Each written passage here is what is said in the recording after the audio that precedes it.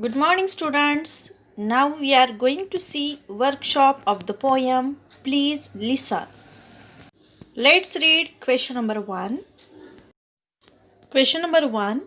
The poet uses a free conversational style in his poem. It is also called colloquial style.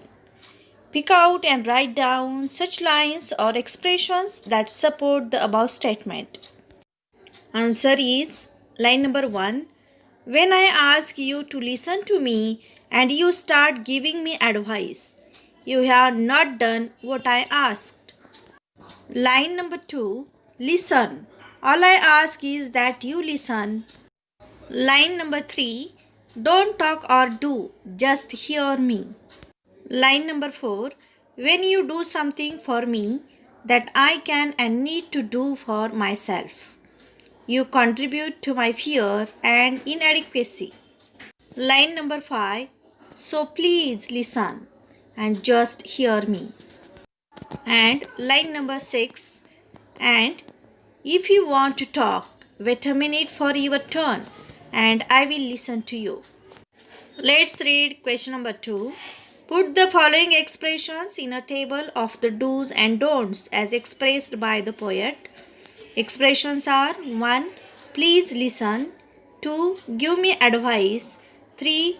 Tell me why. 4. Solve my problem. 5. Just hear me. 6. Accept as a simple fact. 7. Wait a minute. And 8. Contribute to my fear. Answer is first do's. 1. Please listen. 2. Just hear me.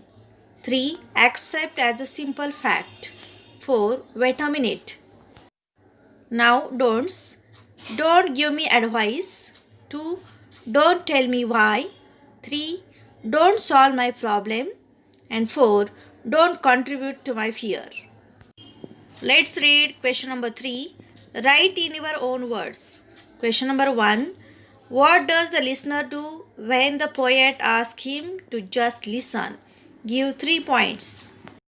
Answer is when the poet asks the listener to just listen to him, the listener gives him advice, tells him the reason to why he shouldn't feel depressed and tries to solve his problem. Question number 2. Why does the poet remark that advice is cheap?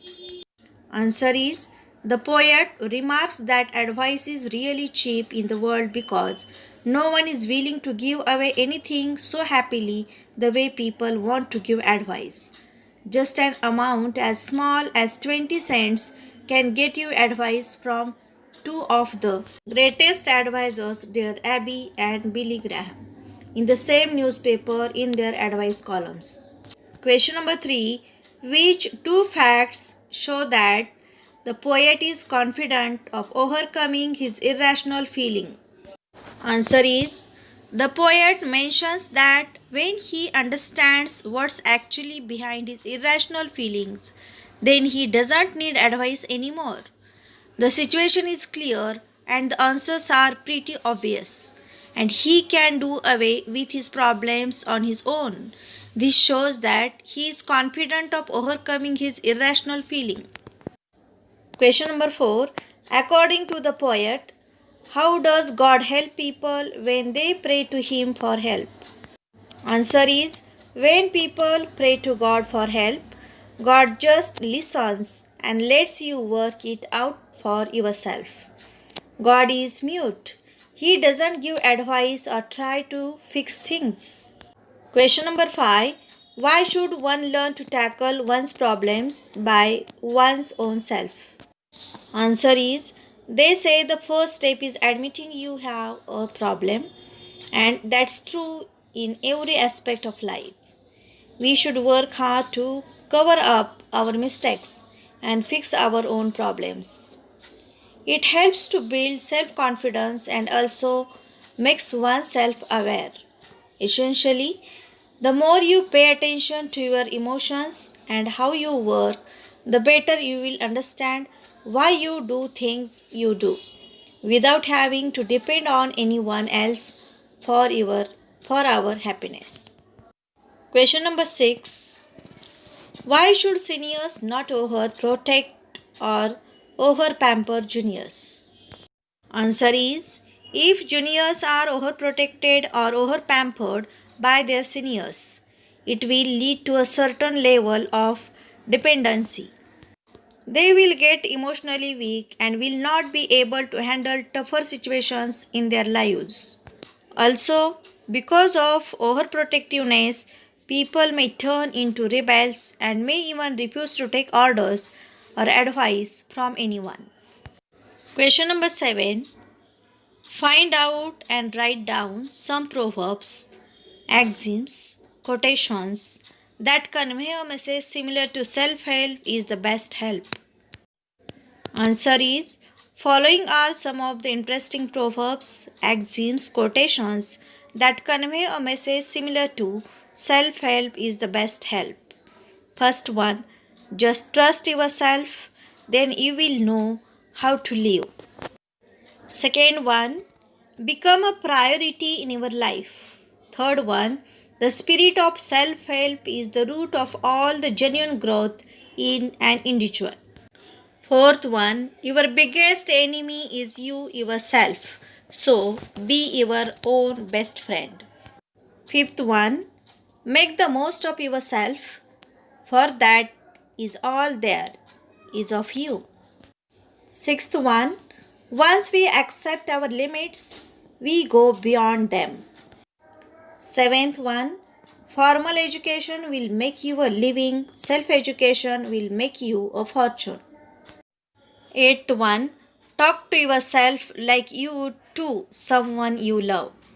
Ninth one, you can be your own greatest motivation. And last one, self awareness can lead you to the path of success. Let's read next question. Think, discuss, and answer. Question number 1. Is the speaker aware of his shortcomings? Answer, yes.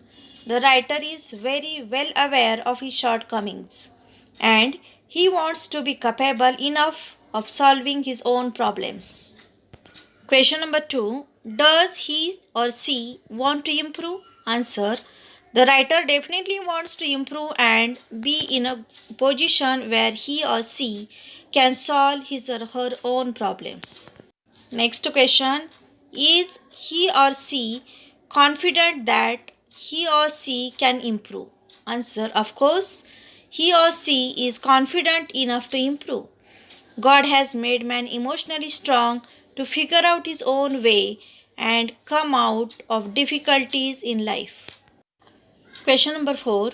How does he or she want to work it out? Answer, he or she will continue to pray to God but wants to work out the solutions on his or her own. Question number 5. Is the poet willing to listen to others? Discuss how you can be a good listener. Answer is, you can be a good listener if even what you are listening to is irrational or illogical. Effective listening requires you to be attentive. You should make good eye contact, not interrupt what the other person is saying, and show an interest in what is being communicated. To be a good listener, you also need to practice silence and remove or avoid distractions. Let's examine next question, poetic device questions. Question number 1. What is the tone of the poem? Answer is, the tone of the poem is appealing and reflective. Question number 2. Pick out a line from the poem with a figure of speech exclamation. Answer, listen. All I ask is that you listen is an example of exclamation. Next question. What is the rhyme scheme of the poem?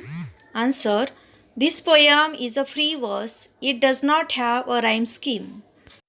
And last question. Pick out an example of figure of speech or repetition from the poem. Answer, but when you accept as a simple fact that I feel what I feel. In this way, today we have seen workshop of this poem along with some extra questions. Students, you have to write these all questions and answers in your classwork carefully. Thank you.